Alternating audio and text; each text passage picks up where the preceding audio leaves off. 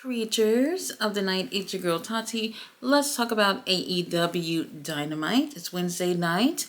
We started off with the first match, which was William Ospreay versus Brian Cage, and yes, shenanigans was going on. But before the match started, shenanigans started when our boy Kenny Omega was attacked. Okay, they showed him laid out by the Don Callis family and whatnot. And that right there, I guess it's supposed to be a distraction for William during his match with Brian Cage. I'm actually happy to see Brian Cage getting TV time. Lance Archer, who was ringside, who was just being a fucking nuisance for William, but at least he's getting TV time. I feel like this is a good thing in terms of people who have not necessarily gotten enough, time on TV to be able to, get a little something, be able to participate in something, get a little participation ribbon in participating with something. So I do appreciate them being part of the Don Callis family, even though I'm still not 100% sure if they truly fit with this group as of yet. Now, because it's William Ospreay, he's gonna end up taking the win, regardless if there is fucking people getting involved or not. He's gonna overcome everything that's thrown at him and fucking take the win, which he does with a Styles Clash. Tell me how much you love AJ Styles without telling me you love AJ Styles. Now, he ends up winning, and obviously there is a post-match beatdown. Lance Archer get in there immediately to take care of William. Now, here comes Kenny Omega, knight in shining armor, who comes out to help William, but that's not enough because the rest of the Don Callis family end up coming out. Now, even Uncle Don came in there and stomping out a couple of people with his church shoes on, which we're okay with. However, interesting enough, this post-match beatdown lasted long enough for anyone to just remember. Oh, I remember the other day, that little promo they did in that little mansion. There's a sixth member of Don Callis' family. He must be coming out tonight. That's how long this post-match beatdown went. So I think people was anticipating. There was times that I've seen people in the crowd that are looking towards the entrance, hoping maybe somebody else was going to come out. And nothing happened. And the post-match beatdown continues. And then just as they're done is when William crawls over to Kenny and lays on top of him. Now, look, I would love to lay on top of Kenny myself. However, the beatdown is done. Like, bro, you're late. Like, who are you helping at this point? I was disappointed that the sixth member didn't come out. I think that with that happening a little longer than I think people would have expected. I think people were expecting for that sixth member to come out. I'm still not sure who that person would be, but to start off the show, not a bad match, not a bad segment. We'll see what ends up happening with that show in Australia when we do get the tag match, which will be Takeshita teaming up with Kyle Fletcher to go against William and our cleaner, the cleaner, Kenny Omega. Now, interesting enough, backstage, Renee Paquette is standing in front of Swerve Strickland's locker room, and the door is closed. And then here comes Hangman, who walks right past her and just open up the damn doors looking for Swerve. I don't know what that was about. She's asking him, like, what the hell, why are you looking for Swerve? Hangman don't really got a response. But then as he's walking, looking around still, he bumps into MJF. Now, I like it. It's the second time that they're bumping into each other. So something got to come out of this, right, Tony Khan? I hope. Now, he ends up leaving, and JF have a few words, and we're still talking about fucking Jeff Jarrett again. Why are we not quietly just kind of just like scrapping the storyline? I have no fucking clue. Now, after this, we do have, they were kind of showing like the little clip from whatever they did on YouTube with Renee Paquette interviewing the Death Riders. If you haven't seen it, I think it's very interesting. It was done in a way where I feel like, where the fuck was this video a couple of months ago? And then when I looked at the comments, people were feeling the same way. I think they should have filmed this a few months ago and released this so people can probably feel to have a connection more with the Death Riders, because a lot of people are over it at this point. So if you haven't seen it, it's like 20 minutes or so. And I think it gives a really good inside look on the Death Riders. So go ahead and check that out. They obviously couldn't show it on this show because it's way too long. After this, we have Powerhouse Hobbs, who is I don't know where. he tells Big Bill that he's lucky that he's not clear to get his hands on him. But he's going to have to wait until he get his hands cleared because that's when he's going to take him to hell. And I'm just like, oh my God. He was gone for quite some time with an injury. And now he's back on the shelf after a couple of matches. I don't know what happened. I don't know if it's related to his leg or whatnot. He didn't specify, but we do know that he was not cleared. And the whole thing with him and Big Bill was really cooking up. So I hope that when he comes back, we'll continue that. Right, Tony Khan? We're not just going to pretend it didn't happen because I do feel like people were interested in that story. Now, after this, we have Claudio Castagnoli going against Jeff Jarrett. If Jeff Jarrett wins this match, he can go against Moxley for the world title. Now, for me, I'm just like, I don't care about this, but let's see what happens. Jeff Jarrett, in all honesty, I think that for his age, he moves pretty well still. And not bad when it comes to him in wrestling. And I do think that it takes... I don't think it's anybody he can get a ring with. I think there's certain workers that he has to work with that could definitely work with his style and his age and all those things as a factor and whatnot. Not trying to shame him for his age or whatever, but I don't feel like this isn't somebody who can just get in the ring with anybody at this point of his career. So I knew Claudio, I guess, will take care of him, if that makes sense. Now, Wheeler Yuta, who comes out there, is obviously a ride or die, so he's going to make sure Claudio takes the win. The match was not bad, not too long. I will say, obviously, Wheeler Yuta is trying to be a distraction here to make sure that Claudio wins. And when it seems like Claudio isn't able to take out Jeff while the referee has his back turned away from the whole fucking match for like 10 minutes, here is Moxley who comes out there and attacks Jeff Jarrett and then ends up rolling out the ring. Ref sees him roll out the ring, but doesn't even think anything of it. And then obviously that's all that Claudio needed to take the win with a neutralizer. I'm bored. I'm motherfucking bored. For whatever reason, it just didn't... It just wasn't what I was hoping for. The crowd, they were still cheering for Jarrett and they felt bad for him or whatever. But MJF come out there and attacks him again. This time he has a dynamite ring and he ends up hitting him with that, and then he just leaves him laid out. And he does get on the mic to say something, but I'm just going to say now, it doesn't even matter. This story, nobody is feeling it. Nobody's feeling this thing with MJF and Jeff Jarrett. Unfortunately, I don't think is interesting enough and not for me. After this, Renee is interviewing our boy Ricochet, like literally when he's about to go out there. And obviously we don't have time for all of that. Ricochet has a match with AR Fox. Now, this was a very entertaining match.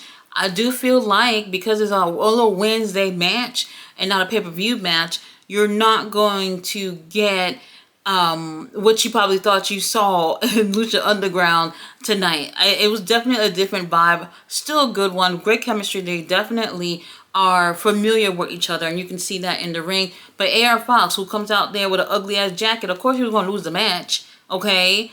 I am liking what I'm seeing with Ricochet. Ricochet ends up taking the win, and I think towards the end of the match you see a little bit more aggressiveness with him because he's really trying to get this shit done. Because he does say earlier that he has this big match with Swerve Strickland next week, and they're just going to throw AR Fox at him the week before, which I understand. Now, he ends up taking the win here, and somehow, some way, he had a pair of scissors in like one of the turnbuckles. I believe that's what that was. He goes and take it out, and he's waiting for AR Fox to get his ass up so he can stab him with it. But before that can even happen, Swerve Strickland comes out, I don't know, from under a ring or poof from thin air, I don't know, and ends up snatching up Ricochet from his legs, and they start fighting outside the ring. Now, AR Fox is still laid up in there, and I'm just like, baby, we don't need you no more. You can go. Now, Ricochet gets into the ring. He is laid out, kinda. And then we have Swerve who gets on the top. And he's going to go give him a Swerve stomp. But then AR Fox is at arm's length. So then Ricochet snatches him up and puts him on top of himself so that Swerve can land on AR Fox and not on Ricochet.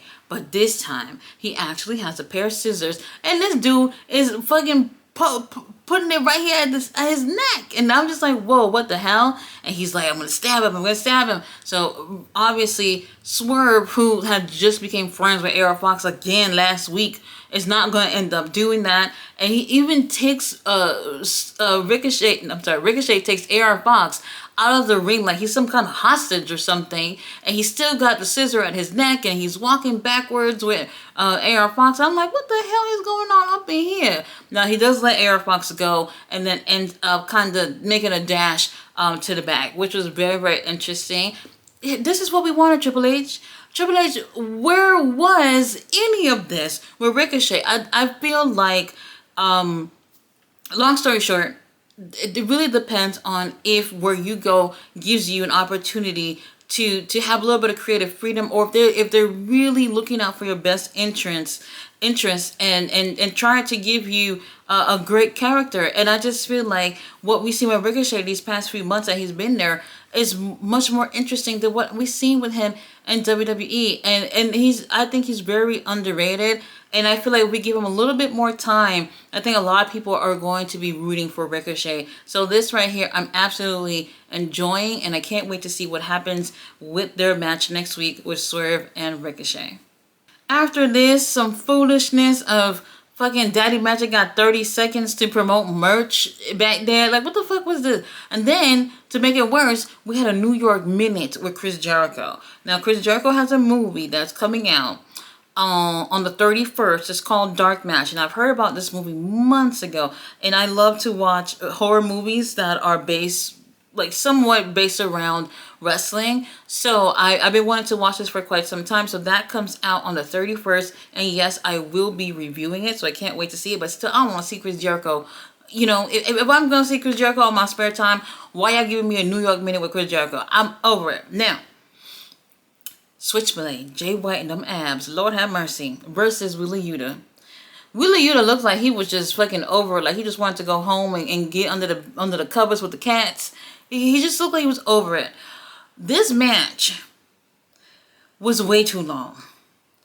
Way too long. And I'm just like, well, how many commercial breaks is going to be between this match? It was just too long for me. Now, even though I think that they had great chemistry with each other, y'all know Jay White been trying to get his hands on Wheeler Yuta one-on-one for a little bit, since he did cost him his opportunity to win the world title.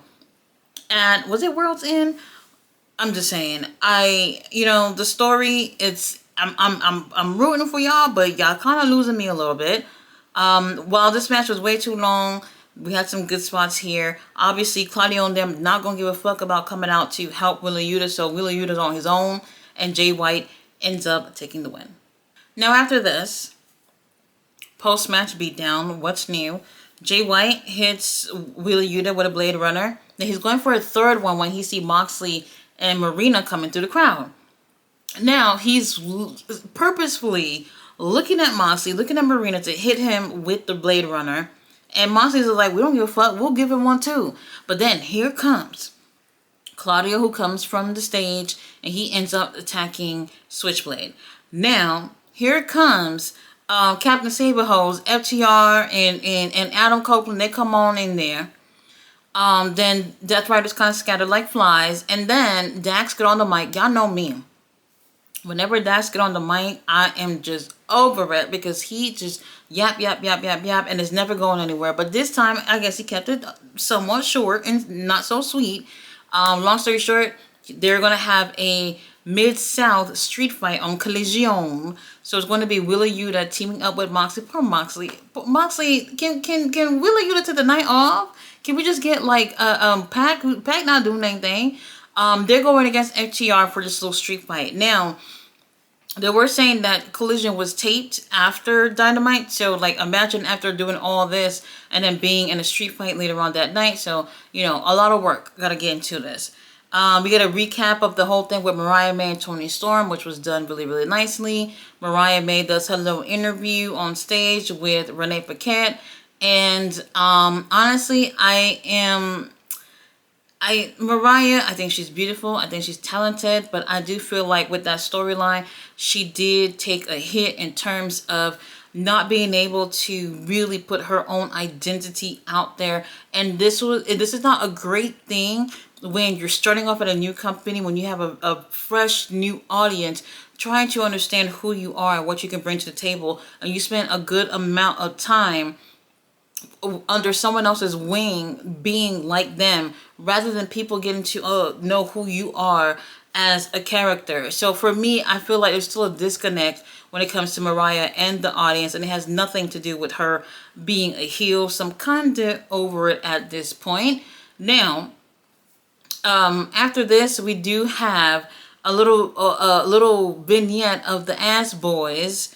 The Guns will be returning. It gave very babyface vibes, which was interesting, because I was thinking earlier when Jay White got attacked that maybe that they would come back and help Jay White, but that didn't happen. I don't know. Then after this, they did something really, really weird. They gave a couple of recaps of like the Undisputed Kingdom, and then we got a video package from the Hurt Syndicate. And obviously the main event is going to come on, which is Yuka Sakazaki versus our girl Mercedes. And then this is something that I personally don't remember them doing, at least in the past 2 years, which is before the main event. They gave a whole recap of the whole motherfucking show we just watched. And I was just like, wait a minute, we still got like almost 10 minutes left at the end of the show before the top of the hour, and you're recapping the whole show? And this is one of those things where I'm just like, just more foolishness for them to do to give women's matches less time. And I just didn't like that. I didn't like the vibe of that. We watched the whole damn thing with y'all. Now that the women's match is finally being the main event, y'all need to recap the whole show? That, in my opinion, was unnecessary. Now, before the main event, we had one more stop, which was Taya Valkyrie and Deonna Purrazzo. They're back there. And instead of what I thought was going to happen, was maybe Deonna calling out Mercedes or something like to that effect, Deonna and them are calling out Harley Cameron. Harley Cameron. Now, yes, Harley Cameron did get involved in that four-way match and cost Deonna the win. I totally understand that. But the vibe was given that it seemed like what she was going to do was say to Mercedes in a way that, hey, after you could get her ass whooped, I'm next to come get that title off of you. That's what I thought it was going for, when really it's just Harley Cameron. And I'm just like, I love Harley. I think she's cute. I think she's really entertaining. And I really want to see her go far. But she's very, very... She's not there in her career to be beating Deonna. And if that's what we're doing, Tony Khan, you might as well pump the brakes right now, because I don't think that this is a good thing if that's where they're going. Main event, Mercedes versus Yuka Sakazaki. The crowd they were not into it. And I'm going to say, I don't even think it has anything to do with them being women. I think it's solely because we already knew what was going to happen. When something is so predictable, and it's especially your main event should feel less predictable. This is a way to have the crowd having hope, at least, especially for the baby faces. And I just felt like everybody was just quiet and was just like, all right, well, we're here. Might as well just watch the main event. And in my opinion, it takes the fun out of the whole experience when you just know, like, okay, this title's not going anywhere, not against Yuka for sure, and obviously Yuka doesn't end up taking the win. I do feel like Mercedes looks strong here. I do feel like this is one of the better matches that we've seen from Yuka, and the crazy thing about it is that we see this, and we're not going to see Yuka for God knows how long, and y'all know I'm not lying, and I've said this before, that every time you see the Japanese wrestlers, they end up getting like in a four-way or some kind of number one contenders match. They win, they go for a title, and we don't see them for months until they do that shit again with them going for the title, winning number one contender spot, and then boom, they go for a title and don't even win. It's crazy, the same cycle that they keep doing every single time. I don't think like they not realize that we're paying attention here. Anyway, Mercedes retained, and I'm cool with it. End of the show. Nothing really much to see here. The show, they had some great things, and then some things is just like, all right, whatever. Every show is not going to be a fucking home run, you know. There's some times where it's like, all right, this show is okay. It's just okay. And then boom, we get a really, really, really amazing show. And I wouldn't call this amazing. Just 2 hours to spend with a little wrestling, and it's not so bad. Now, the Australia show is coming up in, I want to say, 2 weeks. And we'll see what ends up happening with that. But before that, we got Collision this weekend. The card didn't look that great to me. But, you know, they're supposed to be going against the time that the Royal Rumble is supposed to be going on. So good luck with that, AEW, if you're going to be airing Collision at that same time. But whatever the situation is, I will still be doing a watch along for Collision. So if you're into that, you can come and watch me live as I and anyone else are watching Collision. And then obviously I will be doing a review on that as well. I appreciate you guys for watching my review. I will be back tomorrow with a review on Ring of Honor. See you guys then. Bye.